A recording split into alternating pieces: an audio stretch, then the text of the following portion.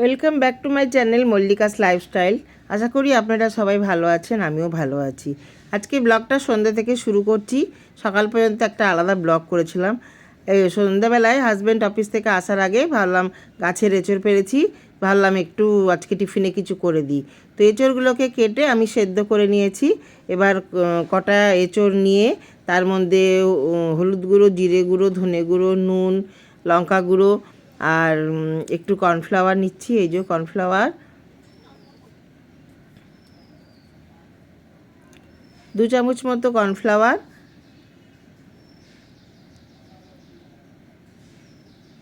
আর 2 চামচ বেসন নেব।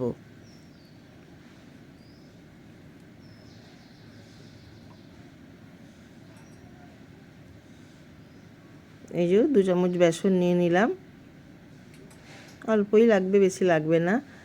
আর স্বাদ মতো নুন দিলাম। নুন বেশি দিলে কিন্তু ভালো লাগবে না। এঁচড়ে নুন দিয়ে সেদ্ধ করা আছে, তাই অল্প দিলাম। আর একটা ডিমটা ধুতে ভুলে গেছিলাম, ধুয়ে নিলাম। তো একটা ডিম দিয়ে দেবো। নিয়ে এটাতে একটুকু জল দেবো না, আলতো হাতে এগুলো মেখে নেবো। জাস্ট এঁচড়গুলোর মধ্যে ওই মশলাগুলো সব মাখিয়ে নেবো আলতো হাতে, যাতে এঁচড়গুলো সেদ্ধ করা আছে ভেঙে না যায়।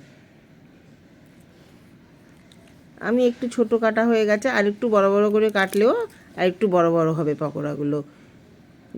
দারুণ খেতে হবে এগুলো, একদম পুরো মাংসর মতো খেতে মনেই হবে না এটা এঁচড়। যাই হোক, এটা মেখে আমি এখন 10-15 মিনিট ঢাকা দিয়ে রেখে দেবো। 10-15 মিনিট পর আমি ওটা ভাজবো। চলে আসলাম আমি 15 মিনিট পর। এবার তেল গরম হয়ে গেছে, এবার এগুলো ভেজে নেবো। হাজব্যান্ড তো অফিস থেকে এসে গেছে, ওকে শরবত দিয়েছি। শরবতটা খেয়ে ও গা হাত পা ধুতে গেছে। ততক্ষণে আমি এগুলো ভেজে নিই।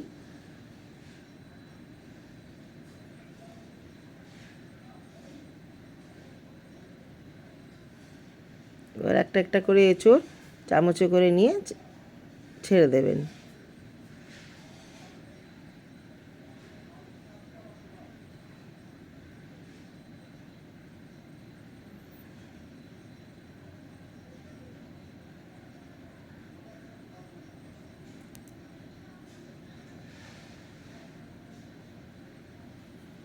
পরে ভয়েস বসাচ্ছি।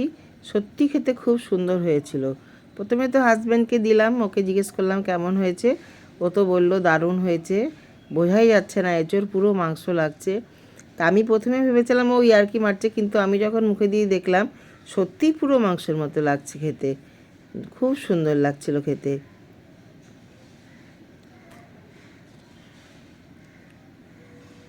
তো টমেটো সস দিয়েও খেতে পারেন।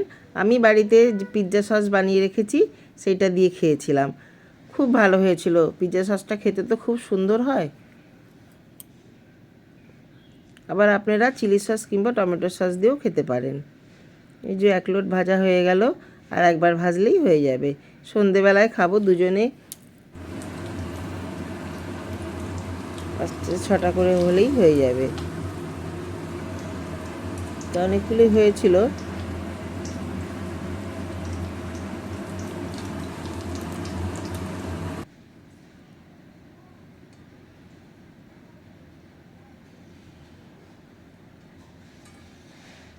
হয়ে গেছে ভাজা। এই যে পুরো রেডি। হাজব্যান্ডকে খেতে দিই। হাজব্যান্ডকে একটু মুড়ি দিলাম, কারণ অফিস থেকে এসছে তো একটু খিদে খিদে পায়। কিন্তু মুড়ি ছাড়া এমনি সস দিয়ে খেলে বেশি ভালো লাগছে। তো হাজব্যান্ডকে জিজ্ঞেস করলাম কেমন হয়েছে, ও তো দেখালো দারুণ, দেখালো।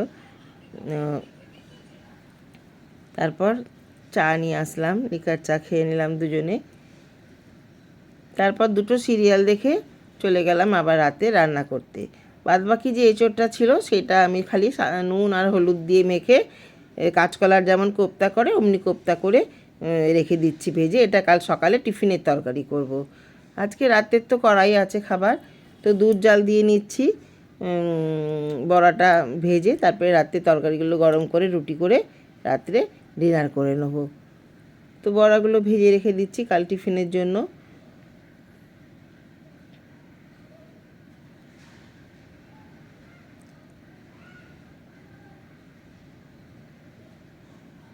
এই তরকারিটা আমি আগেও করেছি, এই তরকারিটাও খেতে খুব সুন্দর হয়। আদা পেঁয়াজ রসুন টমেটো বেটেও করতে পারেন, সেটাও ভালো লাগে। আবার যদি কেউ মনে করেন নিরামিষ করব, শুধু জিরে গুঁড়ো ধনে গুঁড়ো টমেটো দিয়ে না লাস্টে একটু ঘি গরম মশলা দিয়ে নিরামিষ করে, সেটাও খেতে খুব সুন্দর হয়।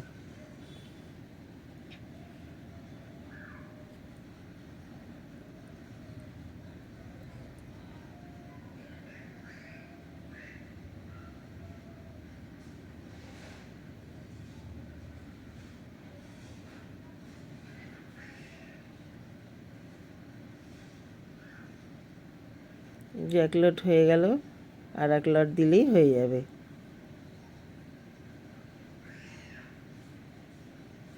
গাছের এঁচোড় প্রচুর হয়েছে, প্রথমে ভেবেছিলাম হবে না, এখন গাছ ভরে গেছে। অনেক খাওয়া হলো, সবাইকে দেওয়া হলো।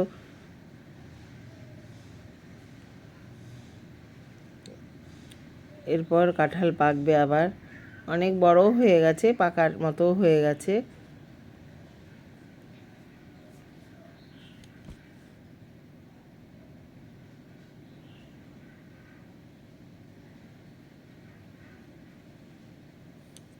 মেয়ের ওখানে গিয়েছিলাম এঁচোড় নিয়ে, তখন এঁচোড় চিংড়ি করেছিলাম, সেইটাও খেতে খুব ভালো হয়েছিল। এঁচোড় চিংড়ি তো এমনি ভালোই হয় খেতে, আমিও কয়বার করে করেছি, তাই এবারে ভাবলাম একটু অন্যরকম করে করি, সবসময় একই রকম ভালো লাগে না।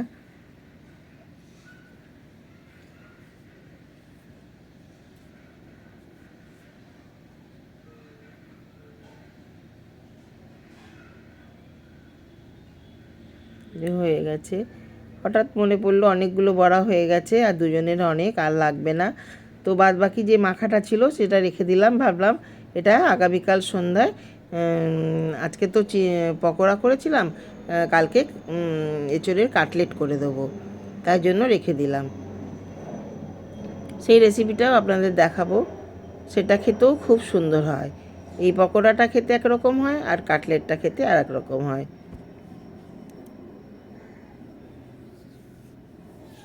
রাত্রে আলু ঢ্যাঁড়স ভাজা আর আম ডাল, দুধ আর মিষ্টি, এই খাবো। 2টো করে তো রুটি খাই, তো করে তো রেখেছিলাম ওবেলা, তা গরম করে নিচ্ছি। বড়াগুলো ভাজা হয়ে গেছে, এবার এইগুলো গরম করে খেতে দিয়ে দেবো।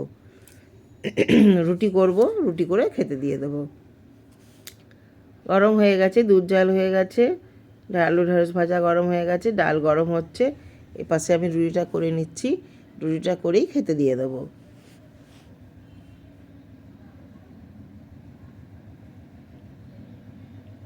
প্রচুর গরম পড়েছে, বৃষ্টির তো কথা আছে, দেখা যাক কবে বৃষ্টি নামে।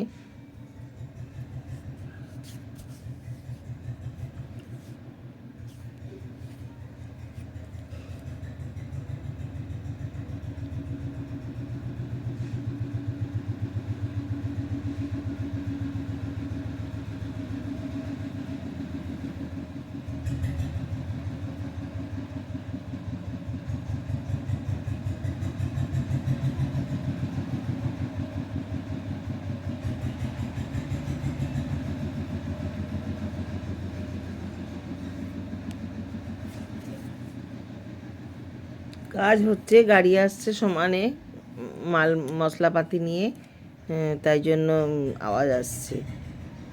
আমাদের এই পাশে একটা ঝিল আছে, সেই ঝিলের ধারটা চারপাশ সিমেন্ট দিয়ে ড্রেন করেছে, এখন তার ওপর দিয়ে সব সিমেন্টের স্ল্যাব করে দিচ্ছে। সেই আজ 3-4 দিন ধরে কাজ হচ্ছে সমানে। হয়ে গেল রুটি, এবার চলুন খাবারটা বেড়ে নিই। এই যে বেড়ে নিয়েছি রুটি, আলু ভাজা আর আমের ডাল, টক ডাল, দুধ আর মিষ্টি। ভিডিওটি ভালো লাগলে অবশ্যই লাইক কমেন্ট এবং শেয়ার